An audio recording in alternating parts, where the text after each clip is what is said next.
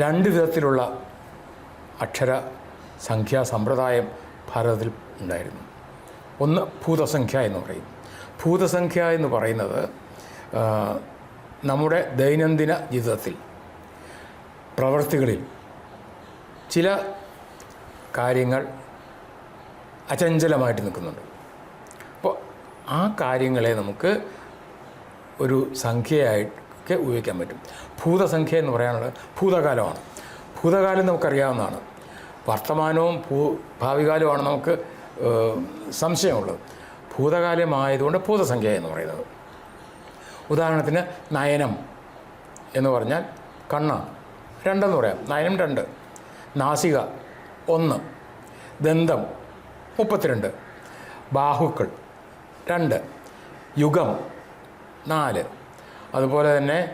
അതുപോലെ ഈ ഓരോ ബാണം 5, രാമൻ 3, അവതാരം 10, ഇങ്ങനെ സംഖ്യകൾ കൊടുക്കാൻ പറ്റും. മാത്രമല്ല ഇങ്ങനെ ഒരു സംഖ്യ നമ്മൾ ഭൂതസംഖ്യാ സമ്പ്രദായത്തിൽ പറയുമ്പോൾ സാഹിത്യത്തിൽ നമ്മളെപ്പോഴും തുടങ്ങുന്നത് ഇടത്തു നിന്ന് വലത്തോട്ടാണ് സാഹിത്യം. അതേസമയം സംഖ്യകൾ അതിൻ്റെ ഏറ്റവും കുറഞ്ഞ മൂല്യം വലതുവശത്താണ്. അത് പിന്നെ കൂടിക്കൂടി ഇടത്തോട്ട് വരിക. അപ്പോൾ ഒരു സൂത്രവാക്യമുണ്ട്, അങ്കാനാം വാമതോഗതി എന്ന് പറഞ്ഞാൽ ഡിജിറ്റ് മൂവ്സ് ടുവേഴ്സ് ലെഫ്റ്റ്. അപ്പോൾ ഉദാഹരണത്തിന് നമുക്ക് രാമദന്തം എന്നൊരു വാക്ക് നമ്മൾ പറഞ്ഞു കഴിഞ്ഞാൽ രാമൻ 3 ദന്തം 32. അങ്ങനെ പറയുമ്പോൾ രാമൻ ദന്തം എന്ന് പറയുന്ന സാഹിത്യത്തിൽ അതിന് നേരെ തിരിഞ്ഞൊരു സംഖ്യ വരും. അപ്പോൾ രാമൻ ആദ്യം 32, രാമൻ 3, ദന്തം 32. അപ്പോൾ 323 രാമദന്തം എന്ന് പറയുന്നത്. ഭൂതസംഖ്യാ സമ്പ്രദായം എന്ന് പറയുന്നത് ഭാരതത്തിൽ എല്ലായിടത്തും ഉണ്ടായിരുന്ന ഒരു സംഖ്യാസമ്പ്രദായമാണ്. കേരളത്തിൻ്റേത് മാത്രമായിട്ട് വരരുചി 4-ാം നൂറ്റാണ്ടിൽ ആവിഷ്കരിച്ച ഒരു പദ്ധതിയാണ് കടപയാതി സംഖ്യാ സമ്പ്രദായം. കടപയാതി എന്ന് പറഞ്ഞു കഴിഞ്ഞാൽ നമ്മുടെ മലയാളത്തിലെ സംസ്കൃതത്തിലെ വ്യഞ്ജനാക്ഷരങ്ങൾ കായ് ഖ ഗ ഘ ല ക ട പ യ അതെല്ലാം ഒന്നാണ്, 1. അപ്പം കായ് ഖ ഗായ് ഖ ങ ച ഛ ജ ഛ ഞ. അപ്പം അതിൽ 9 ഞ 0. അത് കഴിഞ്ഞാൽ പിന്നെ ടയാണ്. ട ഇട്ട ഡ ട ഇട്ട ഡ ഇട്ട ണ ത ഇട്ട ദ ഇട്ട ന. പിന്നെ അത് ട അടുത്ത് പ ഫ ബ ഫ മ. അപ്പം ക ട പ. പിന്നെ യ ര ല വ ശ ഷ സ ഹ ള ഴ എന്ന്. അപ്പോൾ ഇതിൽ ക ട പ യ എല്ലാം 1, പിന്നെ ഉള്ളത് 2, 3, 4.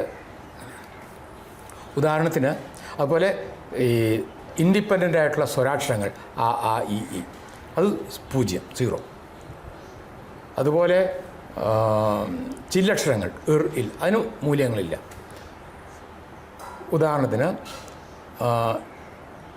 ചന്ദ്രിക എന്ന് പറയുന്നൊരു വാക്ക്, ചന്ദ്രിക എന്ന് പറയുന്ന വാക്ക് ച ന ദ രി ക എന്നാണ്.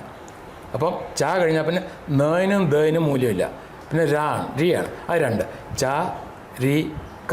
അപ്പം ച എന്ന് പറയുമ്പം കായ് ഖ ഗായ് ഖ ങ ച 6. അപ്പം ച 6, ര 2, ക 1. അങ്ങനെ 6, 2, 1 അത് 126. അങ്കാനാം വാമതോഗതി എന്ന് പറയുന്ന തിരിച്ചു വായിക്കും. ഇങ്ങനെയാണ് സംഖ്യകളുടെ സമ്പ്രദായം. അതുപോലെ തന്നെ നമ്മുടെ നാരായണീയത്തിൽ വളരെ പ്രസിദ്ധമായ ഒരു അവസാനത്തെ ഇതിലുള്ളതാണ് ആയുരാരോഗ്യ സൗഖ്യം എന്ന് പറയുന്നത്. ആയുരാരോഗ്യ സൗഖ്യം എന്ന് പറയുന്നത് ഭട്ടതിരിപ്പാട് എഴുതിയതിൽ ഈ കൃതി എഴുതി പൂർണ്ണമായ ആ ദിവസമാണ് കാണിക്കുന്നത്. അതിൽ ആ യു ആ 0 ആ 0 യ 1 രാ 2 ആയുരാ രോ 1 ഗ യ 1 യ സ 7 സഖ്യം 1 ഇങ്ങനെയാണ്. അപ്പോൾ ഏകദേശം കലിയുഗം തുടങ്ങി 17,120 വർഷങ്ങൾക്ക് ശേഷം ഈ കൃതി എഴുതി കഴിഞ്ഞു എന്നാണ് പറയുന്നത്. കലിയുഗം തുടങ്ങിയത് കൃത്യമായിട്ട് 3102 BC വ്യാഴവും വെള്ളിയും ആകുന്ന ആ അർദ്ധരാത്രിയിൽ കലിയുഗം തുടങ്ങി 3102 BC. എന്തുകൊണ്ടാണെന്ന് പറഞ്ഞാൽ ആ സമയത്താണ് ശ്രീകൃഷ്ണൻ്റെ സ്വർഗാരോഹണവും ദ്വാരക കടലിൽ താഴുന്നതും പാണ്ഡവരുടെ ഈ മഹാപ്രസ്ഥാനം സ്റ്റാർട്ട് ചെയ്തത്. അങ്ങനെയാണ് കലിയുഗത്തിൻ്റെ സ്റ്റാർട്ട് ചെയ്തത്. അപ്പോൾ അവിടെ നിന്ന് നമുക്ക് കാൽക്കുലേറ്റ് ചെയ്തെടുക്കാം എത്ര വർഷം കഴിഞ്ഞു. അപ്പോൾ 1585 AD നാരായണീയം എഴുതിത്തീർത്തത്. 1985 ഈ നാരായണത്തിൻ്റെ 400 വർഷം ആഘോഷിക്കുകയുണ്ടായി. ഇപ്രകാരം നമ്മുടെ കടപയാതി സംഖ്യ ഉപയോഗിച്ച് നമുക്ക് പല കാര്യങ്ങളും ഗണിതസൂത്രങ്ങളെല്ലാം നമുക്ക് പറയാൻ പാടില്ല. ഉദാഹരണത്തിനൊരു ശിവസ്തുതി ശരിക്കൊരു ശിവസ്തുതി ആയിരിക്കും, പക്ഷേ അതൊരു ഗണിത സൂത്രമായിരിക്കും. ഉദാഹരണത്തിന്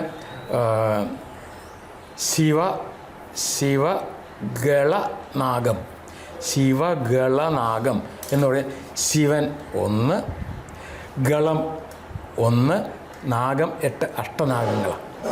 അപ്പോൾ 1, 1, 8 അത് 811 എന്ന് പറയുന്ന പോലെ ഈ നമുക്ക് ചില കാര്യങ്ങളെ ഇതുപോലെ ഒരു എൻകോഡിങ് ആൻഡ് ഡീകോഡിങ് ഉപയോഗിക്കാൻ പറ്റും. എൻകോഡിങ് ആൻഡ് ഡീകോഡിങ് അപ്പോൾ ഒരു രഹസ്യ ഭാഷയായിട്ട് ഉപയോഗിക്കാൻ പറ്റും. അത് ഇപ്പോഴും ആൾക്കാരിതിന് ഉപയോഗിക്കുന്നുണ്ട് രഹസ്യ ഭാഷയായിട്ട്.